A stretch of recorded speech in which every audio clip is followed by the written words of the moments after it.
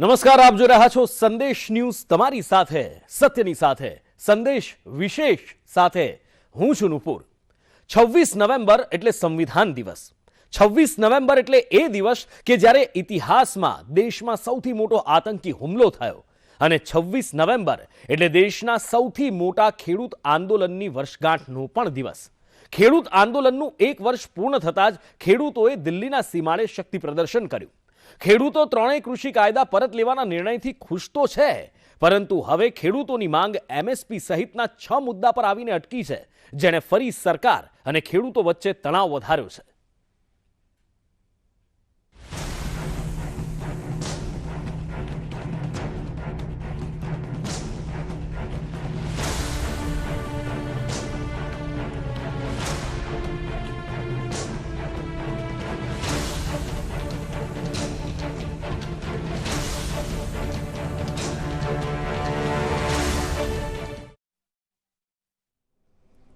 ખેડૂત આંદોલનનું 1 વર્ષ પૂર્ણ થઈ ગયું। વર્ષગાંઠનો જશ્ન મનાવવા અને અધૂરી જીતને પૂર્ણ કરવા ફરી દિલ્હીની ફરતે ડેરો જમાવીને ખેડૂતો બેસી ગયા।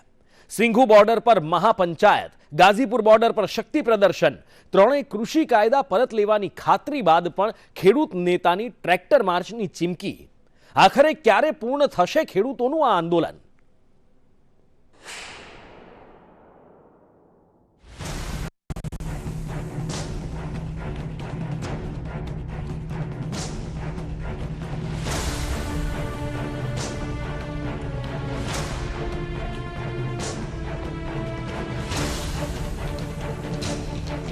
एक साल पहले आज ही के दिन किसान आंदोलन की शुरुआत हुई थी और जिस तरह का मंजर उस दिन देखने को मिल रहा था, उसी तरह का मंजर आज भी देखने को मिल रहा है। उस दिन काफी सिक्योरिटी दिल्ली के अलग अलग बॉर्डर पे तैनात की गई थी और आज भी देख सकते हैं कि उसी तरह के बैरिकेड खड़े हैं और जो सिक्योरिटी पर्सनल है जगह जगह पे तैनात किए गए हैं। यानी आज अब दिल्ली की तरह अगर बढ़ने की कोशिश करेंगे तो जगह जगह बैरिकेड लगाए गए हैं और पुलिस पूरी तौर पे अलर्ट है।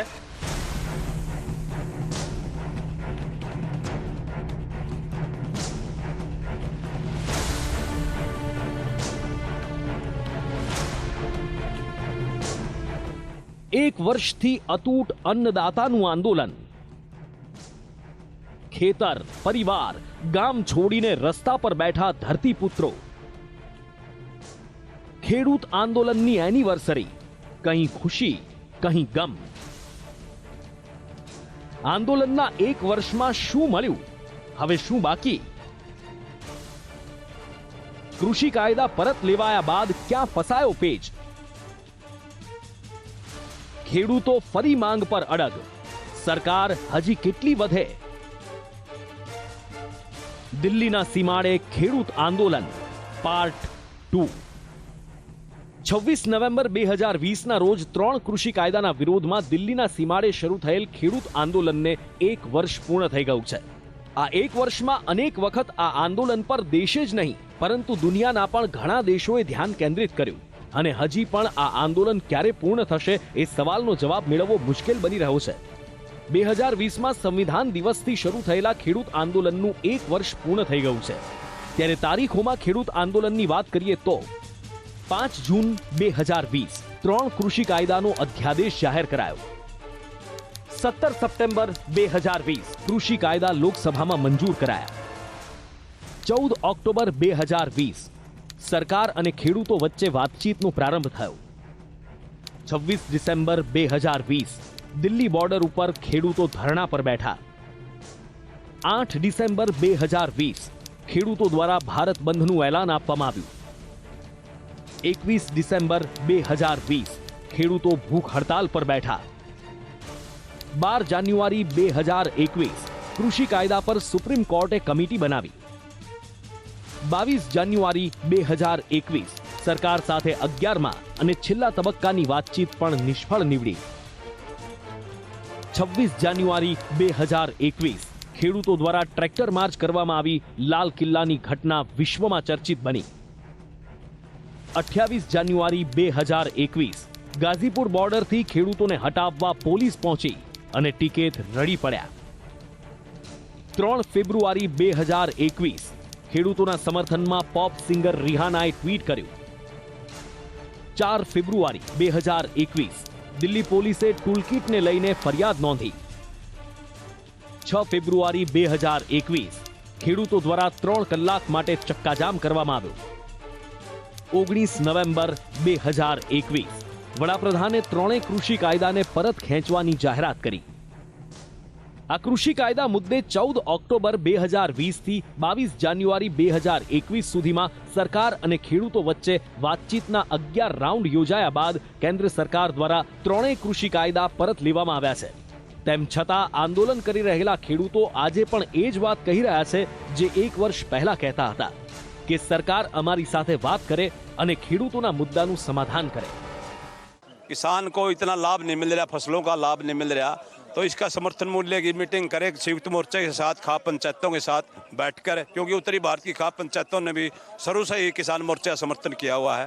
और ये जो मुकदमे हैं, जो हमारे पर जो मुकदमे बन रहे हैं, उनको बच्चों को जो 700 किसान शहीद हो गए, उनको मुआवजा राशि, नौकरी, तो काफी मुद्दे हैं. वो बातचीत करें, बिजली का है, पराली का है, कई मुद्दे हैं. मोदी जी कल इसमें कह दें कि भाई एमएसपी किसान की जो है अगर नहीं मिलती है तो उस पर हम ठोस कानून बना रहे हैं कि भाई उसमें कोई सजा का प्रावधान होगा, उसमें दंड का प्रावधान होगा, तो हम सब लोग लौट जाएंगे. लौटेंगे क्यों नहीं? किसी को भी अच्छा नहीं लगता कि हाँ हम 12 महीने से रोडों पर, हम तो दिल्ली जाने के लिए आए हुए थे, लेकिन बैरिकेड लगा करके और हमको यहाँ दिल्ली के बॉर्डरों पर रोक दिया गया.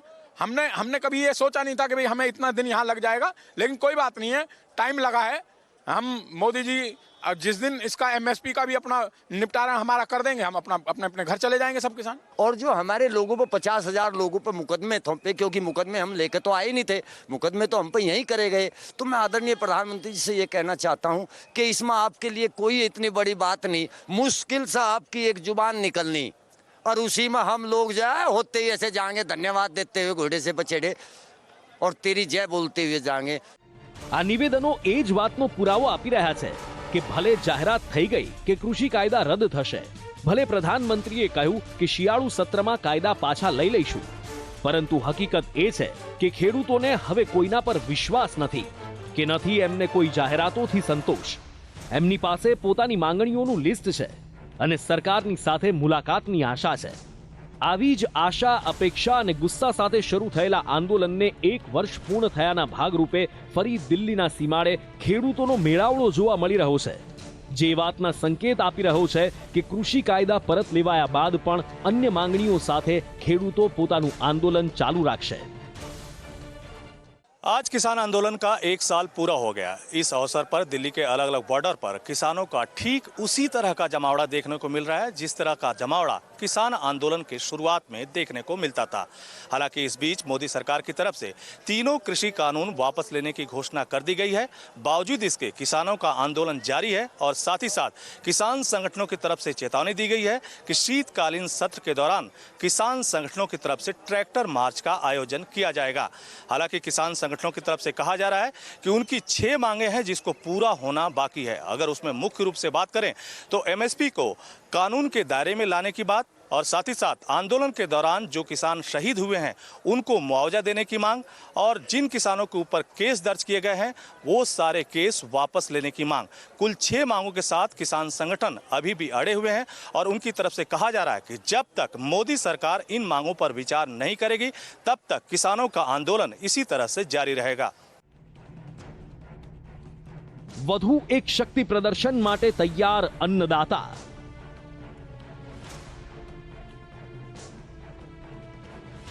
દિલ્હીની સરહદોને ઘેરવા ફરી એકઠા થયા ખેડૂતો. ખેડૂત આંદોલન પાર્ટ 2 નો પ્લાન મોટો છે. દિલ્હીની 4 બોર્ડર શાહજહાંપુર, ટિકરી, સિંઘુ અને ગાઝીપુર બોર્ડર પર સભા યોજવામાં આવી રહી છે અને 1 વર્ષના લેખાજોખાની સાથે આંદોલનના આગામી પ્લાનની રૂપરેખા ઘડાઈ રહી છે. શંભુ બોર્ડરથી લઈ સિંઘુ બોર્ડર સુધી માર્ચ યોજવાની તૈયારીઓ કરવામાં આવી રહી છે. 29 નવેમ્બરથી સંસદના શિયાળુ સત્રની સાથે દિલ્હીના રસ્તા પર ખેડૂતોની ટ્રેક્ટર માર્ચ યોજવાનો રોડમેપ બની રહ્યો છે. એટલે કે ત્રણેય કૃષિ કાયદા પરત લેવાયા બાદ પણ ખેડૂતોનું એક્શન તો હજી બાકી જ છે, કેમ કે ખેડૂત નેતા રાકેશ ટિકैते ટ્રેક્ટર માર્ચની ચીમકી ઉચ્ચારી છે. करीब करीब उसी तरह की सिक्योरिटी फोर्सेस आज भी तैनात है. आप लोगों का आगे क्या प्लान है? 29 तारीख का दिल्ली जाने का है हमारा. तो यहाँ से 30 ट्रैक्टर जाएंगे शुरुआत से. मतलब सिर्फ गाजीपुर बॉर्डर से। गाड़ी 30 और 30 जाएंगे टिगरी से, 60 ट्रैक्टर जाएंगे, तो क्या करेंगे आगे, कहाँ तक जाएंगे आप? पार्लियामेंट तक जाएंगे। मतलब सरकार को क्या कहना चाहते हैं? सरकार को ये कहना चाहते हैं भाई सुधर जाओ, टाइम है अभी, सुधर जाओ। अच्छा, कौन सा ऐसा पॉइंट है जहां सिर्फ एमएसपी? 750 किसान जो शहीद हुए, अजय टेनी, मतलब अजय टेनी की बर्खास्तगी या क्या? खास ये है, और 750 किसान जब बोल रहे हैं शहीद किसान, तो उसका क्या? शहीद किसान को उनको कंपनसेशन, मुकदमे और एमएसपी, ये अभी के सवाल है। और जो होंगे उस पर कमेटी बन जाए, भारत सरकार और बैठ के बातचीत करती रहे महीने 2 महीने में। तो अभी 29 तारीख को आप लोगों का ट्रैक्टर मार्च रोज चलेगा या सिर्फ एक दिन के लिए जाएगा? नहीं, हर रोज 30 ट्रैक्टर जाएंगे। अगर बीच में रोका जाता है तो रुक जाएंगे, गिरफ्तारी दे देंगे वहीं। ત્રણેય કૃષિ કાયદા પરત લેવાયા બાદ પણ સરકાર સામે આંદોલનનો માર્ગ અપનાવનાર રાકેશ ટિકેતે વધુ એક વખત ખેડૂતોના શક્તિ પ્રદર્શનનો રોડમેપ બનાવી લીધો છે. ખેડૂતોએ સરકારને વિનંતી કરતા આંદોલનને સમાપ્ત કરવા માટે પોતાની 7 માંગ મૂકી છે. જે પૈકી પહેલી માંગ છે ખેડૂતોને એમએસપીના આધારે ખરીદીની ગેરંટી મળે. બીજી માંગ છે વિદ્યુત અધિનિયમ સંશોધન વિધેયક પરત લેવાય. ત્રીજી માંગ છે પરાળી સળગાવવા પર સજાની જોગવાઈ હટાવવામાં આવે. ચોથી માંગ છે આંદોલન કરી રહેલા ખેડૂતો ઉપર થયેલા કેસ પરત ખેંચવામાં આવે. પાંચમી માંગ છે કેન્દ્રીય મંત્રી અજય મિશ્રાને પદ પરથી હટાવવામાં આવે અને તેમની ધરપકડ કરાય. છઠ્ઠી માંગ છે મૃતક ખેડૂતોના પરિવારને વળતર અને પુનર્વસનની વ્યવસ્થા કરી અપાય.